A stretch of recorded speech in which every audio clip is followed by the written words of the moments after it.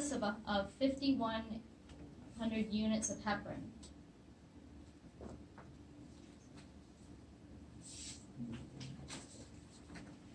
Here's the order. I need to give 5,100 unit bolus now. Heparin's available in 5,000 units per 1 milliliter vial. How much or what volume of heparin will you give? So here's this same guy that we've seen. Dosage ordered over dosage you have times the volume that you have. So you do that, and you get 1.02 milliliters. Comes in 1 milliliter vials. How many vials do I need, right? That's why I put 2 here, because this is greater than the 5,000 that we had. So I need 2, it'll be 2 milliliters, or the 2 milliliters, I'll need both of those vials. How do I get this?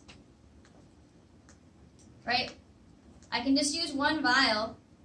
I can administer that whole thing because I know I'm going to need it.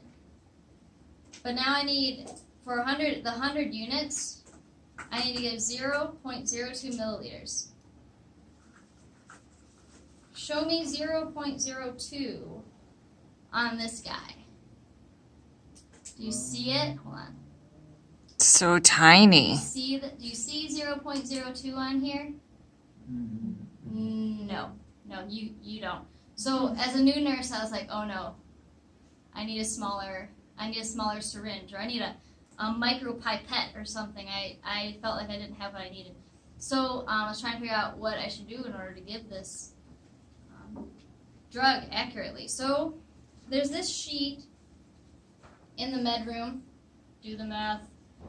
This is specifically for heparin boluses. So say, here's this chart here. Say it comes back later and I have to give a 2,600 unit bolus. Here we go, 2,600. I'm going to give 0.52 milliliters. That's on here. That's totally on here. You can read that. But 0.02 is not. So if I take 2 numbers here that add up to 5,100, you think of some? How about like this one and this one? Those add up. See them? Those add up to 5,100. So I can draw up this. This is on this syringe. I can see that. I can see this on the syringe too. 0.8. I can do that a lot. That's 2,000. Let's see, 2,000, 31, right? 1,000, 4,100. They're all here. They all add up to 5,100. And then I go in there with my 2 syringes, and then I know I have exactly the amount. I don't have to guess at that 100. Pray that I did it right. All right, last one. This one's going to be pretty easy. Comes on a pink sheet. This is when we transfuse blood. We transfuse a lot of blood on our floor. Patients who are the hemodynamically stable means there's something's going on. Their blood pressure is down, or their electrolytes are off, like I said, and the amount of blood that you have in your body has a lot to do with that. This is the sheet that we have to use.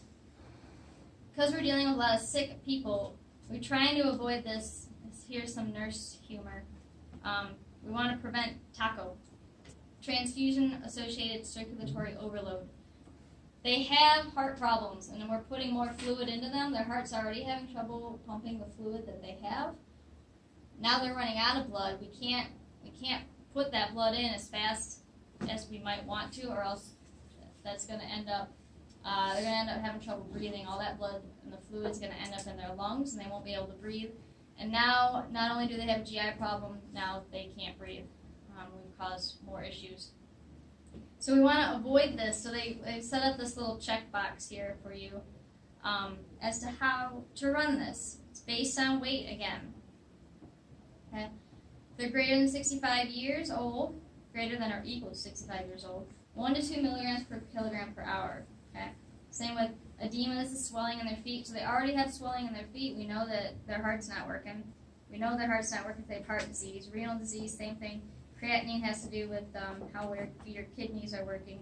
If they don't have any risk factors at all, you can run that through pretty quickly. It can't go greater than 200 milliliters an hour. Never, unless it's emergent. They're in a car accident, and you can run that in there as fast as you want. I think you run it by gravity, then you don't have to worry about the pump at all. So here's the order that I've got: transfuse, 2 units, PRVC, that's packed red blood cells. At what flow rate will you set the pump? So we got a patient here, 68 kilograms. So packed red blood cells means there's no white blood cells in there. It's just all red. Yeah. Okay. We can give it, separate it. We can give like platelets or plasma. Okay. This is just specifically the packed red blood cells. I couldn't come up with anything witty to put in the patient thing, so just make that up.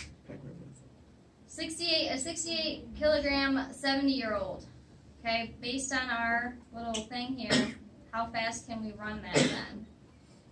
They're 70 years old. They've checked the first box. So we can only run it at 1 to 2 milliliters per kilogram per hour. So we just take that 68 and we double it. I usually go with the highest one. We got to get it in. We can't run it if we run that at 68 milliliters, it's going to take 6 hours to go in. Blood can only hang for 3 hours before you have to throw it away. So just watch them. That's what if I'm worried about them, I just keep my eye on them. Turn it off if I have to. Is that because it's like refrigerated or something? It is. It comes. Yeah, you have to go down to the lab and it's refrigerated, and then it grows things. If it's not inside your body, it starts to grow things after you spike it. So, I think it's probably more than 3 hours. They really want to make sure that we cut it off, so they tell you 3 hours. Doesn't medicine not expire until like 10 years after the actual expiration date? We're talking about blood, though. Let's talk to the pharmaceutical companies about that one. I don't know what kind of racketeering thing they're running, but maybe not. Okay, so here's our 100 kilogram patient again, but he's 36 years old. So I'm gonna run that. I can run it at 2 to 4 milligrams per kilogram per hour. It says mH. Sorry, that's supposed to say ml.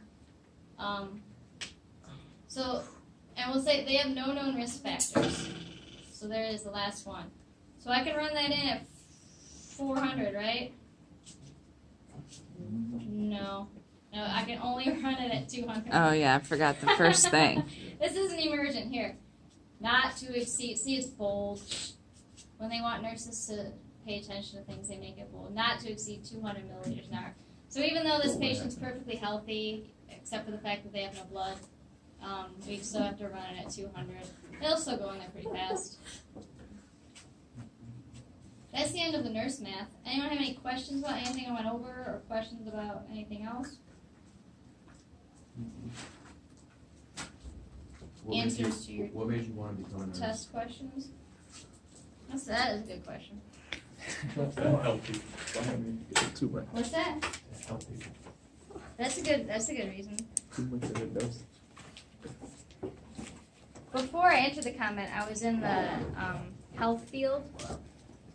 I went to school. I majored in sports medicine. Hey. And so then I entered the convent, and then I went to teacher school for a little while. And then mother had asked me to go to nursing school because of my other background in the medical field. So I did. That was the answer there. But I already had this love for taking care of people in the medical field. So it was a pretty easy yes to say that. So yes, and helping people is always nice. And it's a hard job. It's not easy for sure. It's very, very rewarding in every aspect. I can do everything from picking up someone's pillow to CPR the same night. It just really runs the whole spectrum of everything. And doing CPR might be great, but handing someone that pillow when they can't, it's really warm fuzzies. We just do nursing for the warm fuzzies. It's like that. Anything else? Quick, before Sister Mary Rebecca teaches you something. Jolie. Yes. Do you make any money from... It goes to the congregation. Okay. Yeah. So can you stand up here? Yes. Would you mind? It's just easier. That way you don't have to turn around. Yeah, that's great. Okay. they can see you Maybe better they too. don't have any more questions. Any more? Any more?